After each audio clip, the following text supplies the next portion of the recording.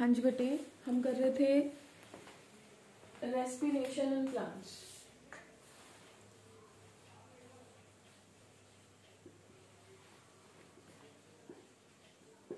बेटे आज अपने दो ही आर्टिकल्स पेंडिंग है रेस्पिरेशन इन प्लांट्स के अंदर। We are left with just 2 articles only. Articles के नाम ने amphibolic pathway and the second I have is respiratory quotient. Just 5 minutes ਦੀਆਂ 2 डेफिनेशंस ने, but examination point of view ਦੇ ਨਾਲ इंपॉर्टेंट है। उस उन्होंने करन तो पहले आप अपने चैप्टर का रिव्यू दोबारा करांगे, फिर आप उन्होंने डेफिनेशंस ते जावांगे। ठीक है, तो फर्स्ट ऑफ ऑल आपने जो बिगिनिंग तो स्टार्ट किया कि रेस्पिरेशन इन प्लांट्स का मतलब की है। रेस्पिरेशन इन प्लांट्स की है एक मेटाबॉलिक प्रोसेस है जिदे अंदर फोटोसिंथेसिस दे अंदर जो एनर्जी सिंथेसाइज हुई सी, जो ग्लूकोज बनया सी, नॉट द एनर्जी, जो फोटोसिंथेसिस दे अंदर ग्लूकोज बनया सीगा, उस ग्लूकोज तो बॉडी अपने लिए, प्लांट दी बॉडी अपने लिए एटीपी सिंथेसाइज करांदी है। तो रेस्पिरेशन इन प्लांट्स नू आपां 3 फेजेस दे अंदर डिवाइड कर दिन्ने आ। जिहड़ा उहदा फर्स्ट फेज है बेटे वो हुंदा सैल दे साइटोप्लाज्म दे अंदर। एक बार फिर तो आप प्लांट सैल बनाने हैं, मैं दोबारा फिर आप बेसिक्स वाली क्लास आप हुन बेसिक्स नहीं कह सकते, हुन आप की कहांगे कि हुन आप क्लास नू कंपाइल कर रहे हैं, कंपाइलेशन है। तो हमने कोल की आ गया, this is a plant cell, this is chloroplast, this is mitochondria and this is the cytoplasm of the cell. Clear? So this is chloroplast. Chloroplast के अंदर की होया बेटे फोटोसिंथेसिस हुई। फोटोसिंथेसिस दे एज ए रिजल्ट ग्लूकोज है जिहड़ा वो जनरेट हो गया। कुछ ग्लूकोज स्टोर हो गया, कुछ ग्लूकोज साइटोप्लाज्म दे अंदर आया, उन्हें की किया ग्लाइकोलाइसिस। ग्लाइकोलाइसिस प्रोसेस का मतलब हुन थोनू क्लियर हो गया होना। इहदे नाम का मतलब है glycolysis. Glyco means glucose, lysis means breakdown of the glucose, breakdown of glucose. Glucose एक 6 कार्बन मॉलिक्यूल सीगा जो 10 स्टेप दी प्रोसेस करके 3 कार्बन दे 2 पायरुवेट दे मॉलिक्यूल्स ने जेड़े ओने बना ले। Pyruvate 1, pyruvate 2। दोनों pyruvate they molecules from here both will enter inside the mitochondria. Clear? So this is basically happening where this process is happening in the cytoplasm of the cell. This is occurring in the cytoplasm. Clear? याद है glucose, glucose six phosphate, fructose six phosphate, fructose 1,6 bisphosphate, वो break हो गया 2 दे अंदर DHAP and glyceraldehyde 3-फॉस्फेट। ठीक है, फिर उस तो बाद ग्लिसरल्डिहाइड तो ग्लिसरल्डिहाइड 3 बिसफॉस्फेट बनया, फिर 3 बिसफॉस्फेट 2 एंड फाइनली अपने कोल phosphoenol pyruvic acid and then is the pyruvic acid. Meanwhile इस प्रोसेस के अंदर आप पहले भी कर चुके हैं 2 molecules of ATP plus 2 molecules of NADH है जिहड़ा ओहो फॉर्म हो जाते हैं। क्लियर है बेटे? Okay, these pyruvate molecules they are entering inside the mitochondria। हुन आपां पायरुवेट नू एंटर कराया माइटोकॉन्ड्रिया दे अंदर। I am writing here mitochondria दे मैट्रिक्स दे अंदर की चल रहा है, क्रेब्स साइकिल चल रहा है। क्रेब्स साइकिल दे अंदर आप लास्ट क्लास दे अंदर की किया सीगा, साइक्लिक प्रोसेस है। लास्ट कंपाउंड है जिहड़ा ओहो ग्लाइकोलाइसिस दे लास्ट कंपाउंड दे नाल ज्वाइन कर दे एंड यह फर्स्ट कंपाउंड क्रेब्स साइकिल दे अंदर फॉर्म कर दे। क्लियर? एक तो बाद दूसरा, दूसरे तो बाद तीसरा, तीसरे तो बाद चौथा, 5वां 6वां, इस तरीके दे नाल कंपाउंड्स ने जेडे वो सिंथेसाइज हुंदे रहंदे ने। First is citric acid, isocitrate या आइसोसिट्रिक एसिड, फिर अपने कोल की सी alpha ketoglutaric acid, then was the succinic acid और सक्सिनेट जिन्हों कह दो विच सीगा succinyl coenzyme A, then is the succinate. Succinate तो बाद की आया मैलेट, मैलेट तो बाद सक्सीनेट तो बाद फ्यूमेरेट, फ्यूमेरेट तो बाद मैलेट, मैलेट तो बाद ऑक्सैलो एसीटेट या oxalo acetic acid and then oxalo acetic acid 2 carbon compound दे नाल फिर तो ज्वाइन कर जाता है। इस प्रोसेस दे अंदर की बनया अपने को 4 मॉलिक्यूल्स ऑफ NaDH सिंथेसाइज होंगे। एक पायरुवेट जो बर्न होया, when one pyruvate will burn 4 molecules of NaDH, 1 molecule of FADH and 1 molecule of ATP है जेड़ा ये सिंथेसाइज होते हैं, मल्टीप्लाइड बाय 2 कर लो। This is your balance sheet, ठीक है। ये मैं ਤੁਹਾਨੂੰ बनाने ਲਈ भी क्या सीगा, तो I think most of students ने ट्राई किया होना कि 38 मॉलिक्यूल्स ऑफ ATP ने जिवें ਉਹ ਜਿਹੜੇ ਕਿਵੇਂ ਸਿੰਥੇਸਾਈਜ਼ ਹੁੰਦੇ ਆ, क्लियर है। उस तो बाद की होया, देखो हजे आपां नूं दो नाम आए, phosphorylation and oxidative phosphorylation. Phosphorylation तो हुंदा डायरेक्ट ATPs दा बनना, ਜਿਹੜੇ डायरेक्ट ATP बने बॉडी ਉਹਨੂੰ यूज कर लैंदी है क्योंकि ये डायरेक्ट एनर्जी करंसी हुंदी है प्लांट बॉडी दी और एनिमल बॉडी दी। लेकिन जो एनर्जी दे पैकेट्स बने हैं छोटे छोटे जिन्हां दे अंदर ज्यादा मॉलिक्यूल्स ऑफ ATP प्रेजेंट है, NaDH FADH इन्हां दे अंदर ज्यादा ATP दे मॉलिक्यूल्स ने, ये चाहते ने कि असी ATP रिलीज करिए या बॉडी चाहती है कि मैं इन्हां तो भी ATP लेना। हुण बॉडी की करती है, अपना थर्ड जिहड़ा ओहदा साइड है वो ओपन करती है। थर्ड साइड कित्थे हुंदा है, थर्ड साइड प्रेजेंट हुंदा है माइटोकॉन्ड्रिया दी इनर माइटोकॉन्ड्रियल मेम्ब्रेन दे अंदर। तो इनर माइटोकॉन्ड्रियल मेम्ब्रेन दे अंदर की चल रहा हुंदा है, we have is the in the inner mitochondrial membrane we have is the electron transport chain। ਆਪਾਂ ਕੱਲ ਵੀ डिस्कस ਕੀਤਾ ਸੀਗਾ inner mitochondrial membrane ਦੇ ਅੰਦਰ 5 complexes ਨੇ ਜਿਹੜੇ ਉਸ sequence ਦੇ ਅੰਦਰ present ਨੇ, but difference ਕੀ ਹੈ, ਸਿਰਫ ਜਿਹੜਾ complex 2 ਹੈ ਉਹ ਥੋੜਾ ਜਿਹਾ ਨੀਚੇ present ਹੁੰਦਾ ਹੈ, complex 1 ਤੋਂ ਬਾਅਦ ਦਿਖਦਾ ਹੈ ਸਿੱਧਾ complex 3, complex 2 ਹੈ ਜਿਹੜਾ ਉਹ ਹਲਕਾ ਜਿਹਾ ਨੀਚੇ present ਆਪਾਂ ਕੱਲ डिस्कस ਕੀਤਾ ਸੀਗਾ। फिर complex 4 है, कॉम्पलैक्स 1 है जेड़ा ओदा फर्स्ट मॉलिक्यूल है FMN, वो NaDH तो एनर्जी रिसीव करदा है, इलेक्ट्रॉन रिसीव करदा है। फिर अपन ने क्या सी इलेक्ट्रॉन इलेक्ट्रॉन गेम स्टार्ट हो जाती है। फिर फाइनली वो इलेक्ट्रॉन है जेड़ा वो चलदा चलदा वाटर मॉलिक्यूल जनरेट कर दिंदा है एंड इंटर माइटोकॉन्ड्रियल मेम्ब्रेन दे अंदर H पॉजिटिव आयंस ने जेड़े वो आने स्टार्ट हो जाते हैं।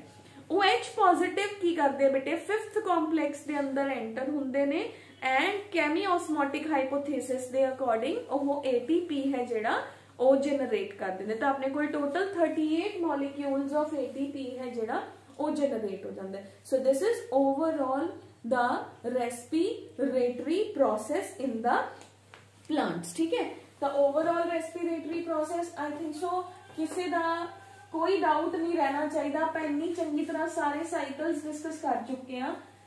अगर किसी का स्टिल कोई डाउट है तो you can ask me again and again, मैं दोबारा दस दूंगी। एक बार फिर देखते हैं ग्लाइकोलिसिस कित्थे होया बेटे, ग्लाइकोलिसिस होया मेरे कोल साइटोप्लाज्म ऑफ द सेल दे अंदर। फोटोसिंथेसिस तो जो ग्लूकोज आया उन्हें साइटोप्लाज्म दे अंदर अपने आप नू स्प्लिट करता। हुण ग्लाइकोलिसिस द लास्ट प्रोडक्ट या ग्लाइकोलिसिस द लास्ट प्रोडक्ट है जेड़ा वो एंटर हो गया माइटोकॉन्ड्रिया दे अंदर। माइटोकॉन्ड्रिया दे मैट्रिक्स दे अंदर मेरे कोल जेड़ा लास्ट प्रोडक्ट सीगा ओने एक साइकिल इनिशिएट किया जिन्हों अपन ने क्या क्रेब्स साइकिल, ठीक है। इथों दी अपने कोल टोटल बनते ने NADP दी एनर्जी नू मिला के ते ATPs नू मिला के total I think so 8 ATP आप उन्हां नू कह सकते हैं एंड 30 ATPs ने जेड़े दो पायरुवेट दे मॉलिक्यूल्स दे बर्न होण नाल बन जाते हैं। बट ये एनर्जी मिलती कित्थों दी है, क्योंकि वो तो हाई एनर्जी कंपाउंड सीगे। तो तीसरा जेड़ा साइकिल चलता है बेटे वो चलता है माइटोकॉन्ड्रिया दी इनर माइटोकॉन्ड्रियल मेम्ब्रेन दे अंदर। इनर माइटोकॉन्ड्रियल मेम्ब्रेन दे अंदर की चल रहा है ETS चल रहा है, जिदे अंदर 5 कॉम्प्लेक्सेस ने जेड़े ओ सीक्वेंस दे अंदर प्रेजेंट ने। ओ इलेक्ट्रॉन गेम है जेड़ी ओ खेल रहे ने and oh 5 finally NADH and FADH ਨੂੰ ब्रेक करके ATP मॉलिक्यूल्स जनरेट कर लेंगे हैं। That is so called respiration in plants. ठीक है बेटे, तो this is overall respiration in plants जो ਆਪਾਂ आई डोंट थिंक सो इस तो बाद किसी का कोई डाउट रहना चाहिए, but still if there is any kind of the doubt तो कल की क्लास के अंदर पढ़ लियो। कल तक इतों तक पढ़ लेना, जो भी डाउट्स होए कल आप डाउट क्लास लगा लांगे, फिर उस तो बाद आप अपना नेक्स्ट चैप्टर स्टार्ट करांगे। ठीक है, तो जिदा भी जो भी डाउट होया बेटे, चाहे छोटा है बड़ा है, जिमें का भी डाउट है, चाहे दोबारा भी एक्सप्लेन करना, I will explain it again. ठीक है, कोई प्रोसेस नहीं समझ आया, I will explain in class. उस तो बाद है बेटे अपनी अज दी जिहड़ा है, तो हुण तुहाडे कोल पेपर पॉइंट ऑफ व्यू दे नाल की हो गया रेस्पिरेशन इन प्लांट्स चो व्हाट इज ग्लाइकोलिसिस या उन्होंने EMP पाथवे भी कहते हैं, पहले भी दसिया हुआ है व्हाट इज ग्लाइकोलिसिस और EMP पाथवे। ठीक है, how many ATPs are generated from here. ठीक है, तो उस तो बाद सेकंड क्वेश्चन बनता है what is citric acid cycle और that is also called as Krebs cycle, explain it and how many molecules of ATP are generated from here।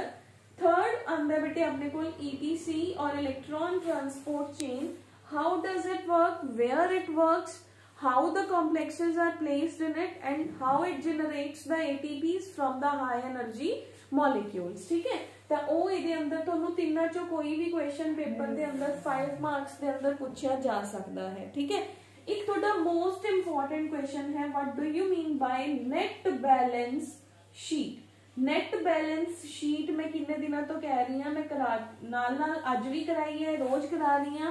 Net balance sheet का मतलब है किन्ने total molecules of ATP generate होंदे हैं। ठीक है, इस तो बाद तुहाडियां दो छोटिया छोटिया डेफिनेशंस ने बेटे, वो डेफिनेशंस किहड़ियां ने, एम्फीबॉलिक पाथवे की हुंदे जो आप अज करांगे हुण, amphibolic pathway and respiratory quotient है जिहड़ा ओह की हुंदा है।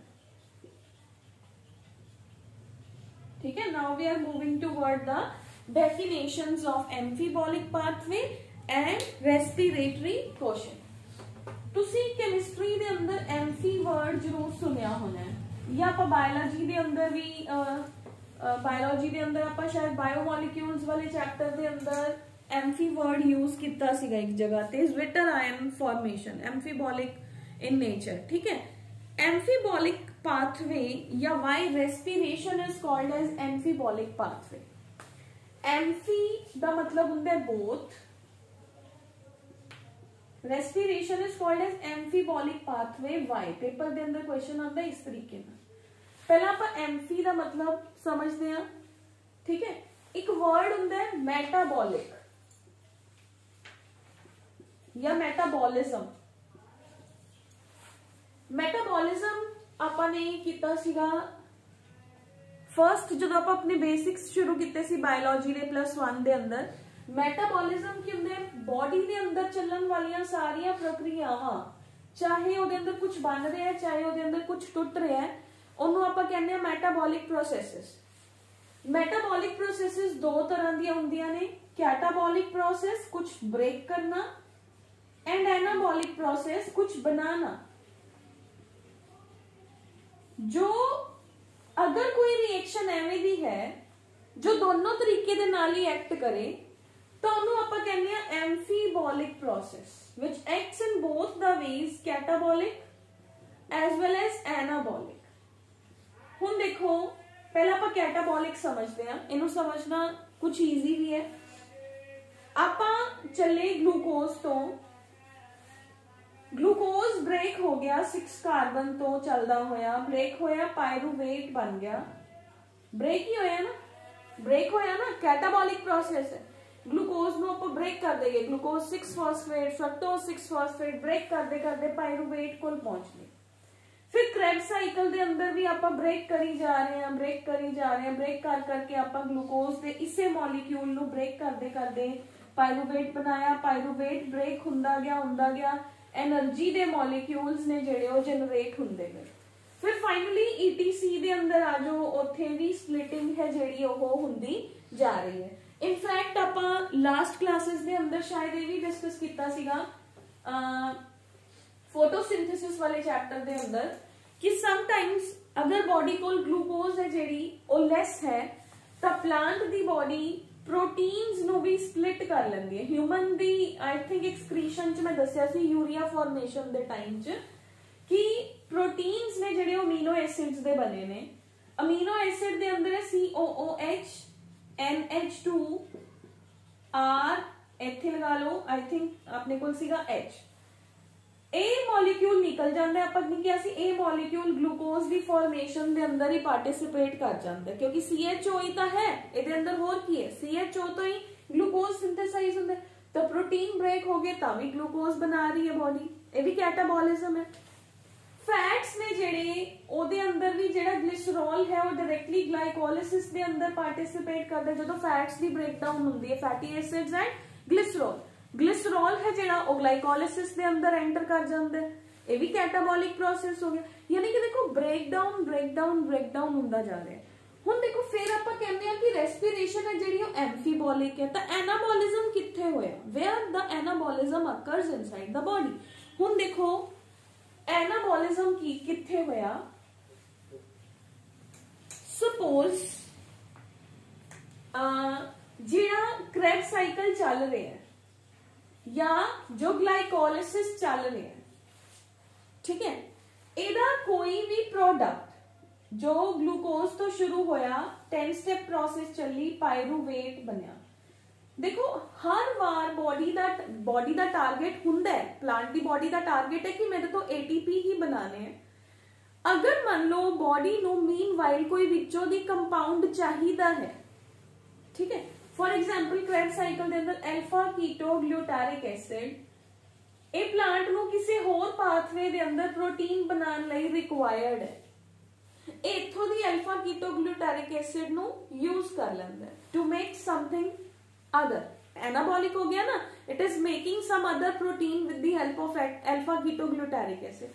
सक्सीनिक एसिड है मान लो प्लांट दी बॉडी नो सक्सीनिक एसिड चाहिदा है किसे अमाइनो एसिड बनाने लई या किसे होर कंपाउंड नो बॉडी दे अंदर सिंथेसाइज करन लई तो बॉडी अपने साइकिल नु उत्थे स्टॉप करके वो कंपाउंड दे दिंदी है। बॉडी है ये अपने आप एडजस्ट कर लेंदी है ठीक है। यानी कि मान लो ग्लाइकोलिसिस दे अंदर पायरूवेट बनन तो पहले मैनू इथे आपां ने बनाए सीगे PAGL PGAL एंड DHAP। मान लो मैनू यह PGAL किसी होर प्रोसेस के अंदर रिक्वायर्ड है तो I will use from here ठीक है। तो ये प्रोसेस मैं इथे स्टॉप कर दूं क्योंकि ग्लूकोज फोटोसिंथेसिस तो हो ही जा रही है और ग्लूकोज आई जाएंगे। तो मीनवाइल कोई भी साइकिल विच इंटरप्ट होके we can generate any other compound also for our metabolic process to occur. तो दोनों प्रोसेसेस हो गया ना। एम्फी का मतलब किसी का कुछ बनना भी चाहिए कुछ ब्रेक भी होना चाहिए। ब्रेकेज भी तो आप ग्लाइकोलिसिस तो चल रहा है ETC तक ब्रेक ब्रेक ब्रेक करते जा रहे हैं। फॉर्म कितने कर रहे हैं मीनवाइल अगर कोई होर प्रोसेस चाहिए है ओदे अंदर आपां नूं इन्हां चों कोई भी कंपाउंड चाहिए तो वो कंपाउंड प्लांट दी बॉडी विचों दी कढ दिंदी है साइकिल स्टॉप कर लैंदी है ठीक है। तो that is called as the anabolic process. समझ आया बेटे। एम्फीबॉलिक प्रोसेस की हो गया रेस्पिरेशन दोनों तरीके दे नाल एक्ट करदी है। ये अपने विचों दी सबस्ट्रेट्स नू कढ के होर पाथवेज दे अंदर भी यूटिलाइज कर लेंदी है। That is why it is called as amphibolic in nature ठीक है। तो एम्फीबॉलिक मतलब प्रोसेस जेड़े अपने रेस्पिरेटरी सबस्ट्रेट्स ने उन्हां नू होर प्रोडक्ट्स या इंटरमीडिएट प्रोडक्ट्स दी सिंथेसिस दे अंदर यूज करना या उन्हां प्रोडक्ट्स नू ATP लई ब्रेक करना। तो ये दोनों तरीके दे नाल काम करदी है। That is why it is called as amphibolic process. It is just a definition ठीक है। तुसी डेफिनेशन दी फॉर्म दे अंदर ही करना है। मैं तुहानू डिटेल दे अंदर समझाता ताकि थोड़ा कोई डाउट नहीं क्रिएट होना चाहिए। दैट इज वाई मैं ग्लाइकोलिसिस तो शुरू करके ETC तक लैगी। अदरवाइज आपां नूं सिर्फ डेफिनेशन चाहिए है कि एम्फीबॉलिक का मतलब है कि both catabolic as well as anabolic pathway ठीक है। हुण अपने कोल बेटे रेस्पिरेटरी कोशेंट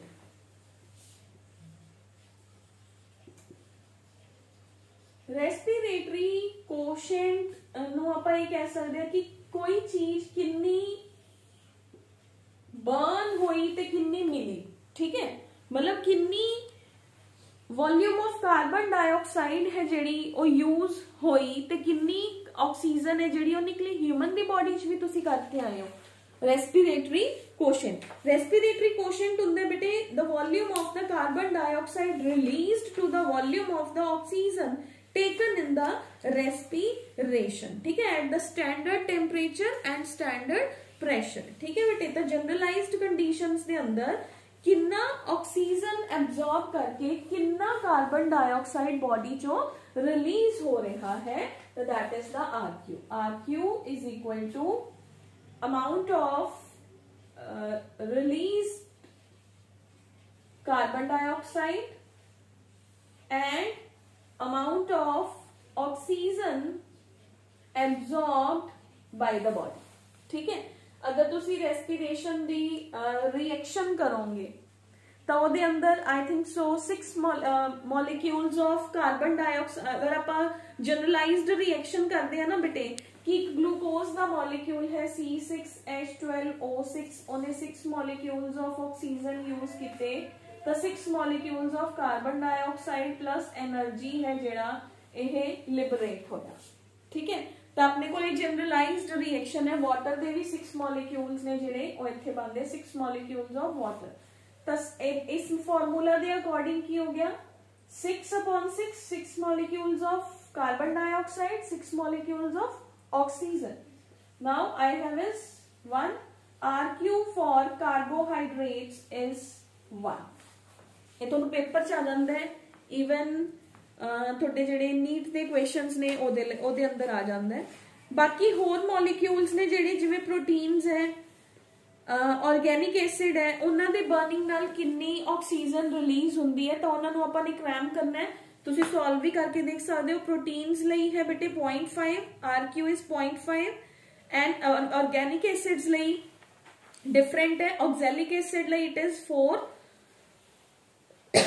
सिट्रिक एसिड लई इट इज 1.33, टार्टरिक एसिड लई इट इज 1.6, तो that is the respiratory quotient, ठीक है। एंड एनारोबिक रेस्पिरेशन दे अंदर RQ इन्फिनिटी है क्योंकि ओदे अंदर ता ऑक्सीजन है जिहड़ी वो 0 रिलीज हो रही है तो कार्बन डाइऑक्साइड जिहड़ी है वही यूटिलाइज हो रही है। तो ये तुसी क्रैम कर सकते हो, सॉल्व कर सकते हो। For the proteins for the organic acids RQ की वैल्यू है जिहड़ी वो किन्नी किन्नी हुंदी है, तो ਉਹਦੇ अंदर तुहानू रिएक्शन बेसिकली देखनी पऊगी कि किन्ना जिहड़ा प्रोडक्ट है वो रिलीज हो रहा है या किन्ना प्रोडक्ट है जिहड़ा ये यूज हो रहा है। अगर तुहानू इत्थों दी पेपर च न्यूमेरिकल दी फॉर्म च भी पूछ सकते हैं बेटे कि मेरे को इन्ने प्रोटीन्स ने उन्हां दी बर्निंग नाल इन्नी ऑक्सीजन इवॉल्व हो रही है, इन्ने प्रोटीन्स मैंने यूटिलाइज किए हैं, इन्नी कार्बन जिहड़ा है वो इवॉल्व हो रहा है, तो तुसी उन्हां नू डिवाइड करके उवें ही सेम फॉर्मूला दे अंदर पुट करके तुसी निकाल सकते हो। तो फैट्स दे लई आंदा है अपने कोल, अगर आप फैट्स की गल करिए तो ट्राईपालमिटिन दा फॉर्मूला है C51H98O6। ਇਹਦੇ अंदर 145 molecules of oxygen they burn होण नाल 102 मॉलिक्यूल्स ऑफ कार्बन डाइऑक्साइड है जिहड़ा ओह रिलीज हुंदा है। तो 102/145 तो इट इज लेस देन 1, ठीक है, दैट इज 0.7, ठीक है। तो दैट इज जिन्ना ये तुहानू पेपर दे अंदर देखो जिवें तुसीं न्यूमेरिकल केमिस्ट्री सॉल्व करदे हो कि इन्ने मॉलिक्यूल्स ने फैट दे, इन्नी ऑक्सीजन, इन्ना कार्बन डाइऑक्साइड, तो तुसी बस फॉर्मूला दे अंदर ही पुट करनियां ने वैल्यूज कि इन्ना कार्बन डाइऑक्साइड है इन्ना ऑक्सीजन दी वैल्यू है, डिवाइड करो, डिवाइड करके ओदी वैल्यू लिख दो, that will be the RQ for fats, RQ for proteins, ठीक है। तो केड़ा सबस्ट्रेट बर्न होने नाल सब तो ज्यादा RQ है जिहड़ा ओह आंदा है या सब तो घट RQ है जिहड़ा ओह आंदा है, ठीक है। तो that is the respiratory quotient, clear है। तो रेस्पिरेटरी कोशेंट है जिहड़ा इहदी सिग्निफिकेंस की है बेटे, ये प्लांट्स की बॉडी दे अंदर आपां नूं ये इंडिकेट करदा है कि लो कंटेंट दे अंदर जिहड़ा है अपने कोल, it indicates the unity indicates that respiratory substrate has low oxygen content. किहड़े जिहड़े अगर फैट या कार्बोहाइड्रेट्स बर्न हुंदे ने तो अपने कोल जिहड़ा है उन्हां नाल ऑक्सीजन दा कंटेंट है जिहड़ा वो लो बाहर आंदा है, जबकि कार्बोहाइड्रेट्स दी बर्निंग नाल सब तो ज्यादा ऑक्सीजन बाहर आंदी है। नो डाउट प्लांट दी बॉडी के अंदर ग्लाइकोलिसिस के अंदर प्रोटीन्स ते फैट्स भी पार्टिसिपेट कर सकते, क्योंकि वो भी तो CHO हुणे मैं दस्या NH2 वाला ग्रुप निकल जूगा, वो यूटिलाइज हो जाएंगे, वो पहला ग्लूकोज बनाएंगे, फिर वो ग्लूकोज एंटर हो जाऊगा, ठीक है। बट सब तो ज्यादा एनर्जी किहदे नाल मिलती है, कार्बोहाइड्रेट्स दी बर्निंग दे नाल, ठीक है बेटे। तो दैट इज वाई प्लांट उन्हां नूं ग्लूकोज दे अंदर कन्वर्ट करता है, ठीक है। दैट इज RQ है जिहड़ा सब तो ज्यादा किहदे नाल आंदा है, कार्बोहाइड्रेट्स दे नाल आंदा है as compare to the fats and the proteins, ठीक है। So that's all about our chapter respiration in plants. कल आप इहदे डाउट्स करांगे, कल तक अपने सारे लेक्चर्स ने जिहड़े कंप्लीट कर आइयो, जिदा जो भी डाउट होया वो कल दी क्लास च पुछ लियो, फिर अपन नेक्स्ट चैप्टर ने जिहड़ा वो स्टार्ट करांगे, ठीक है। टेस्ट भी मैं कल ही अनाउंस करूंगी किहड़े चैप्टर दा टेस्ट लऊंगी, प्रोबेबली ह्यूमन एक्सक्रीटरी सिस्टम दा टेस्ट होगा, ठीक है। और डे मैं दस दूंगी कल दी क्लास के अंदर कदों होगा।